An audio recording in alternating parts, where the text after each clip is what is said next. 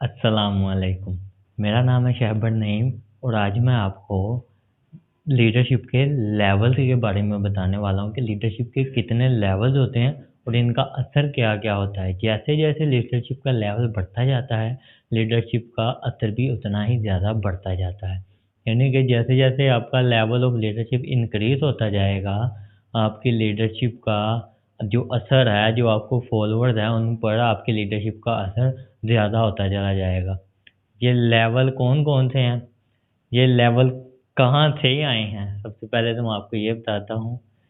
एक साहब अमेरिकन जिनका नाम है जॉन सी मैक्सवेल, उन्होंने एक किताब लिखी है द 5 लेवल ऑफ लीडरशिप। उसमें उन्होंने लीडरशिप के 5 लेवल्स बताए हैं और ये लेवल कैसे हम काम करते हैं और इनका असर क्या-क्या होता है, ये उसमें एक्सप्लेन किया गया है। तो चलिए वन बाय वन मैं आपको एक्सप्लेन करता हूँ। सबसे पहला जो लेवल है वो लेवल होता है अथॉरिटी का लेवल। यानी कि कोई भी ऐसा ओहदा या क्या नाम है ऐसा रुतबा जिसके नीचे आपके काम करने वाले लोग मौजूद होते हैं। जैसा कि आप कंपनीज़ में देखें मैनेजर हैं, सुपरवाइज़र हैं, हेड ऑफ डिपार्टमेंट्स हैं, ऐसे सीईओ यानी कि लेवल्स है ना एक प्रोडक्शन मैनेजर है, फिर सुपरवाइज़र है, ऐसे करके लेवल्स हैं। तो आप एक लेवल पे हैं, आप एक ओहदे पर हैं और आपके नीचे काम करने वाले काफ़ी सारे एम्प्लॉइज़ हैं या काम करने वाले वर्कर्स हैं, असेंबलर्स हैं, प्रोडक्शन करने वाले लोग हैं। तो आपके पास एक अथॉरिटी है। तो जब आपके पास एक अथॉरिटी है तो आप उसको जैसे ही कोई ना कोई काम का हुक्म देंगे या कोई ना कोई काम का ऑर्डर लगाएँगे, तो फ़ौरी तौर पर आपकी बात पर अमल दरामद किया जाएगा। जो आपके नीचे वाले लोग हैं, वो फ़ौरन तौर पर उस पर काम करना शुरू कर देंगे। ये जो लेवल ऑफ पहला लेवल है ना, ये लेवल जो है, ये ज़्यादातर इमरजेंसी में बहुत ज़्यादा असरअंदाज साबित होता है। आम रूटीन में तो इसका असर कईयों पर होता है, कईयों पर नहीं होता, कभी कम होता है, कभी ज़्यादा होता है। लेकिन जब इमरजेंसी आती है, तब ये अथॉरिटी का जो लेवल है ना, इसका बहुत ज़्यादा अहम रोल हो जाता है। जैसे ही कोई इमरजेंसी होती है, तो जो जो अथॉरिटी पे होता है, जो बंदा ऊपर मेन होता है, जिसने उस इमरजेंसी को फेस करना होता है या उसको कवर करना होता है, वो क्या करता है कि नीचे वाले सबको ड्यूटियाँ लगा देता है कि तुमने ये काम करना है, तुमने ये काम करना है, तुमने ये काम करना है, फलाना काम तुमने करना है, फलाना काम तुमने। तब कोई मैं नहीं करता या मुझे आता नहीं है, मैं नहीं करूँगा, ऐसे की कोई बात नहीं रह जाती। उसने जो कह देना वो करना पड़ना है। लेकिन ये टेम्परेरी होता है। टेम्परेरी तौर पर तो आप लोगों को चेंज कर लेते हैं, लेकिन मुस्तकिल मिज़ाज मुस्तकिल तौर पर आप लोगों को चेंज नहीं कर सकते। जो दूसरा लेवल ये है कि आप उनके लिए रोल मॉडल बन जाएँ। आपने कोई काम करवाना है, सबसे पहले आप वो काम खुद करेंगे। यानी कि आपकी शख्सियत और आपका आने-जाने का अंदाज़ और काम करने का अंदाज़ ऐसे का नहीं होना चाहिए कि आप किसी को कोई काम कहो और वो आगे से ये सोचना शुरू कर दे कि ये खुद तो ये काम करते नहीं और हमें काम करने के लिए कह रहे हैं। पाकिस्तान में तो वैसे भी ये सोच आम पाई जाती है कि पहले खुद तो तुम्हें करना आता नहीं है, खुद तो तुम जानते नहीं हो, खुद तो तुम ऐसे करते नहीं हो, तो हमें कही जा रहे हो। ये तकरीबन पाकिस्तान में, इंडिया में ये सोच आम पाई जाती है। लेकिन इस सोच के निपटने के लिए एक बेहतरीन हल यही होता है कि आप खुद पहले वो काम करें, उसके बाद किसी को करने के लिए कहें। तो इसका ये होता है कि फ़र्ज़ करें, आप किसी को कहते हैं कि यार आपने कल से 8 बजे आया करना है। तो अगर तो आप खुद भी 8 बजे आते हो, तो फिर तो वो कहेगा यार मसला बन गया। बॉस 8 बजे ऑफ़िस पहुँचे होते हैं और मुझे भी 8 बजे आने का कह रहे हैं। मजबूरी ही तो है लेकिन जाना पड़ेगा। लेकिन यही अगर आप 9 बजे आएँ और उसको 8 बजे का आने का कहें और आप 9 बजे आता है और वो हमें 8 बजे आने का कह रहा है। वो आपको बातें हो सकता है वो आप भी जाएँ लेकिन आएँगे नहीं वो। फिर जब आप खुद 9 बजे आएँगे तो आपको कैसे पता लगेगा कि वो 8 बजे आ रहे हैं कि नहीं आ रहे हैं। तो इसके लिए आप कोई भी तब्दीली करना चाहते हो तो सबसे पहले आपको खुद उस तब्दीली को अपनाना पड़ेगा, उस चेंजिंग को अपने ऊपर अप्लाई करना पड़ेगा। जो तीसरा लेवल है, वो लेवल है किसी के अंदर इम्पोर्टेंस पैदा करना।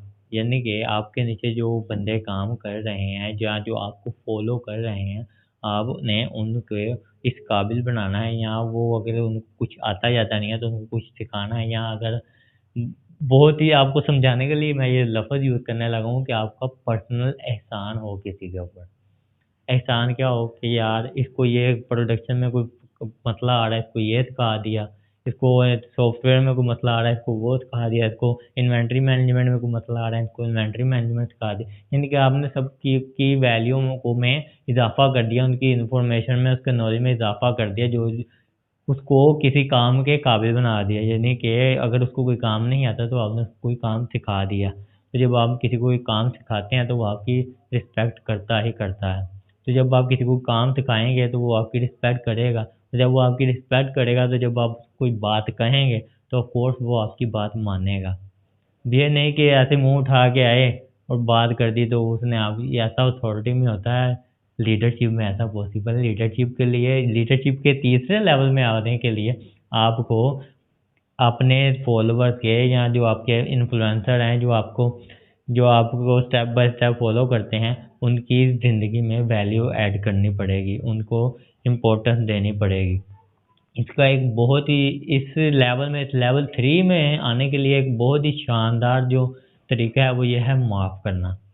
यानी कि आप किसी की गलती को माफ़ करेंगे, इससे वो बहुत ज़्यादा इन्फ्लुएंस होगा, इससे वो बहुत ज़्यादा आपसे असरअंदाज होगा। फ़र्ज़ कीजिए किसी ने कोई गलती कर दी, छोटी की तो आप ऑफ कोर्स ज़्यादा गौर नहीं करेंगे, उसको कब का क्या करो तो आप कह देंगे चलो ठीक है आइंदा ना करना। जब कोई बड़ी गलती करेगा तो जब उसको ये ज़हन में आ जाएगा, लो भई अब वो खैर नहीं है, जो गलती मुझसे हो गई है ना, इसके बाद अब बॉस ने मुझे छोड़ना नहीं है। जैसे ही वो आपके पास आता है, आप कहते हो उसको, बड़े प्यार से कायल करते हो, ये गलती आपने की है, उसको बड़े प्यार के साथ समझाते हो और कहते हो चलो कोई बात नहीं, हो जाता है, नेक्स्ट टाइम ऐसा ना करना, ये देखो तुम्हारी इस गलती की वजह से ये नुकसान हुआ है, ये नुकसान हुआ है, ध्यान किया करो। जब आप उसे प्यार के साथ समझाएँगे तो वो बहुत ज़्यादा चेंज हो जाएगा, उसकी ये जो सोच है आपको लेकर, ये सोच काफ़ी ज़्यादा चेंज हो जाएगी और वो आपके लिए काफ़ी हद तक काबिल एहतराम बन जाएगा और वो आपको बहुत इज़्ज़त देना शुरू हो जाएगा। जो चौथा लेवल है, चौथा लेवल ये है कि आपने जब एक बंदे को एक लेवल पे ले आए हो, उसके अंदर कोई इम्पोर्टेंस डाल दिया है, वैल्यू ऐड कर दी है, अब उसको उसकी जगह पे रखो। ये नहीं कि उसके कामों में भी खुद दखल-अंदाज़ी करो, उसको अपने जो इसका लेवल है उसको उसका लेवल दो, जो उसकी जगह बनती है उसको जगह दो, जो अथॉरिटी उसकी बनती है उसको दो। हमारे यहाँ क्या होता है, कोई बंदा अपने नाम की तख्ती लगा ले ना, तो बोलते हैं लो जी इसने अपने नाम की तख्ती लगा ली है भाई साहब, ये साहब हो गए हैं, ये मैनेजर हो गए हैं, ये सुपरवाइज़र हो गए, नौकर आ गया, ऐसा नहीं है। अगर वो सुपरवाइज़र है तो उसको सुपरवाइज़र रहने दो, उसको उसको सुपरविज़न करने दो, वो जो काम है उसके अंडर जो काम है उसको सब कुछ उसके हवाले करो कि यार ये काम तुमने सुपरवाइज़ करना है, इसमें जो भी कमी पेशी आनी है वो तुमने करनी है, जो भी मसले मसाइल आने हैं वो तुमने ही हल करने हैं। जब उसको पता होगा कि यार ये जो मसले मसाइल हैं, ये जो काम है, ये मैंने सुपरवाइज़ करना है, इसमें जो भी मसले मसाइल हैं, वो मैंने खुद हल करने हैं। तो एक अथॉरिटी पे होगा, उसको अपने आप में होगा कि यार मैं, मेरे पास कोई अथॉरिटी है, मेरा कोई लेवल है, मेरा कोई मुकाम है। जब आप उसको उसके मुकाम पर रखेंगे, उसको खुद मुख्तारी देंगे, उसको ऑटोनॉमी देंगे, तो वो आपके आप उसके लिए बहुत ज़्यादा काबिल एहतराम हो जाएँगे। ये है लेवल 4। लेवल 4 के लिए आपको उसको उसकी जगह देनी पड़ेगी। लेवल 5, लेवल 5 में आने के लिए सबसे बेहतरीन तरीका है, या जो लेवल 5 की लीडरशिप है वो है लीडर को लीडर बनाकर आज़ाद कर देना। आज़ाद क्या कर देना कि उसको कह देना, लो भई अब तुम इस काबिल हो गए हो कि जो काम इस वक़्त मैं कर रहा हूँ, इन कामों को अब तुम अकेले बगैर मेरी मदद के या बगैर मेरे अंदर रहे आप इस काम को खुद कर सकते हो। अब आप इस काबिल हो चुके हो कि आप अपने 100% अपने अंडर कंट्रोल में लेकर ये काम कर सकते हो। तो हमारे यहाँ क्या होता है कि हम कहते हैं कि ये अगर फ़र्ज़ करें कि कोई बंदा आपके पास काम सीखने के लिए आया, उसने काम सीखा, फ़र्ज़ करें वो 100 रुपए दिहाड़ी से शुरू हुआ है, करते-करते वो 1, 2, 3 सालों में वो 1000 रुपए दिहाड़ी पर आ गया, अब उसको सारा काम आ गया। अब होता क्या है, हम कहते हैं कि नहीं यार अभी ये इसको ये फलाना काम नहीं इसको सिखाना, अगर ये सीख गया तो ये अपना कर लेगा, ये हमें छोड़ के चला जाएगा। हम चलो फ़र्ज़ करें आपने उसको सारे काम सिखा भी दिए, अब क्या होता है, अब वो उसकी वैल्यू तो यहाँ पे है, आप उसको दे क्या रहे थे, जो थोड़ा-थोड़ा करके आप 500 हज़ार रुपए आए होते हैं। अब वो कहते हैं कि अब वो ये वाला काम इतने पैसों में करे। तो ऐसे यहाँ तो इसको इतने पैसे दें, या फिर उसको आज़ाद कर दें, उसकी बल्कि आज़ाद क्या करना है, उसकी हेल्प आउट करें, खुद जाके इफ्तिताह करके आएँ। अगर आपने उसको काम फ़र्ज़ करें, आप बार्बर हैं तो उसकी बार्बर शॉप खुद बनवा के आएँ। आप खुद जाएँगे तो वो आपका सारी ज़िंदगी के लिए वो आपके लिए क्या नाम लेते हैं, आपका हो जाएगा, वो सारी ज़िंदगी आपको फ़ॉलो करना चाहिए, सारी ज़िंदगी आपको इज़्ज़त देगा।